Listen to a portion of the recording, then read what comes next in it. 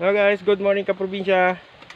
So ngayon po ginagatongan na po natin yung hilaw po na tinanggal natin na nyug sa bao niya. Yun po yung mga bao niya, tinanggal natin. Nilagay natin, inipo natin doon kahapon. So bali po ngayon, yung tinatanggal naman namin sa bao, yung mga nyug naman po na luto na. Yan, ito, mga luto na po siya. Tinatanggal po namin. Kasama ko nga pala yung pinsan ko ngayon. Good morning, kaprobinsya. Ayan. So, kaming dalawa po yung magkasama ulit dito. Yan po kasi, siya po kasi yung katulong ko dito. So, kayo pong dalawa lang nagtutulong pag nagkukopra kami. Kaya po, yan. Ganyan po pagtanggal namin ng ito po yung ginagamit namin. Yung parang kurkudan siya. Ito. Walang ipin. Ipo. Yung ginagamit namin. Ayan. Itong ano na ta, pangtanggal ng nyug sa bao po. Yung iba naman po, yung kahapon yung tinanggal namin, kasi di tayo nakapag video kahapon. Yan po yung mga hilaw, pinataob na namin dito, ginatungan namin ulit para maluto na po siya. Yung gatong natin, gagatong ulit tayo. Ito po, yung mga yung mga hilaw, namin siya para na siya, maluto na siya na ulit. Ito po yung sinasabi ko na bali nagtatlong gatong tayo. Ito po yung pangatlo. Ito yung last na gatong natin. Ang susunod nito, luto na siya, lalagay na natin sa sako para ma-deliver na natin. Ito. So dito kasi yung iba naman po kasi dito sa luto na, kahapon sana lutong-luto siya. Bumalik po sa pagkahilaw yung iba. Gawa ng lakas po ng ulan. Ito. Nalagyan po ng mga tubig yung iba. Gawa ng lakas nga po ng ulan kahapon. Bumalik po siya sa pagkahilaw. Ganyan po yung mahirap kasi pag nagko-kopra pag umuulan.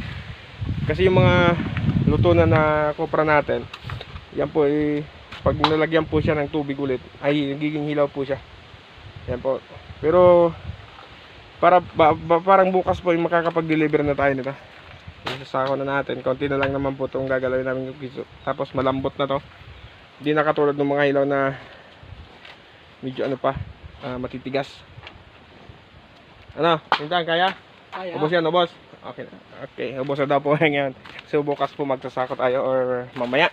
Tapos doon po yung luto na. Yung linagay na namin sa sako. Ayan. Bukas po isasako natin to, ihahakotin doon sa baba. Baka bukas ng hapon mai-deliver na natin to para kita natin kung ilan yung kinita natin dito sa pagkopra natin.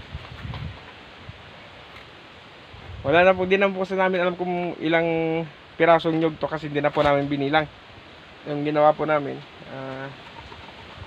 biniyak na lang, linagay na lang doon. And hindi na po namin binilang yung kung ilang kung ilang piraso. Sabi ng pinsan ko kasi bilangin na lang daw po yung pera kasi madali bilangin doon kasi may number na.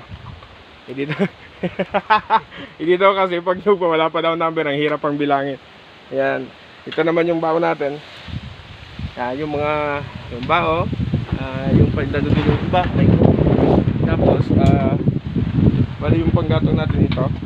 Mauubos na rin naman yung natin, yung kopra natin. Kaya yung mamaya, baka po mamaya ang hapon pakaluto nito, gatongan na itong natira. Baka po yun, sige, po kasi dito, sige ang ulan dito, lakas ng ulan dito. Ngayon lang po tumila ulit yung ulan. Ito pong natira na to, papagatongan ko na po sa kanya mamaya para hindi po maimbak. May imbak to, baka di na namin mabalikan, umulan na naman. Ang po kasi, parang nakakatakot po kasi pag maraming balat ng nyug na naiiwan. Baka ng ahas. Nandito pa naman sa may pinokopra natin. Yan po yung ang sipag ng sipag ng katulong ko dito. Yan. Kasi pag mga alam mo na, pag mga inspired na tao, yan. Hindi po inspired sa pag-ibig, expired po na tao. Ganyan. So, galing.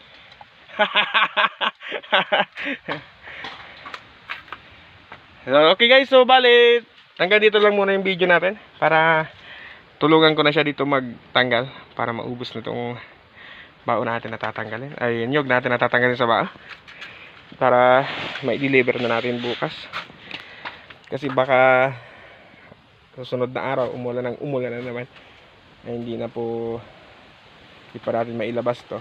Ang daan po kasi dyan medyo pag dinadaanan ng tubig yung mga dinadaanan ng tulad ng sinasakay namin papunta pababa dito kasi medyo nasa taas po tayo, nasisira pong daan.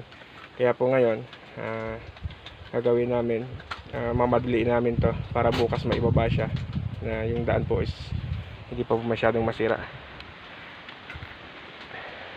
Tapos po ito inaano ko na po yung paggatong baka lumakas na naman yung baka umulan na naman ng malakas, lagyan na naman ng tubig tong ginagatongan natin. Yun po ang mahirap kasi mamamatay na naman po yung apoy niya. So okay guys, so thank you. Hanggang dito na lang muna yung video natin. Tutulungan ko na muna siya sa pagtanggal po sa bao. So okay guys, so bye bye muna Insan. Bye-bye guys. Bye bye muna. Okay, Probinsya, bye muna.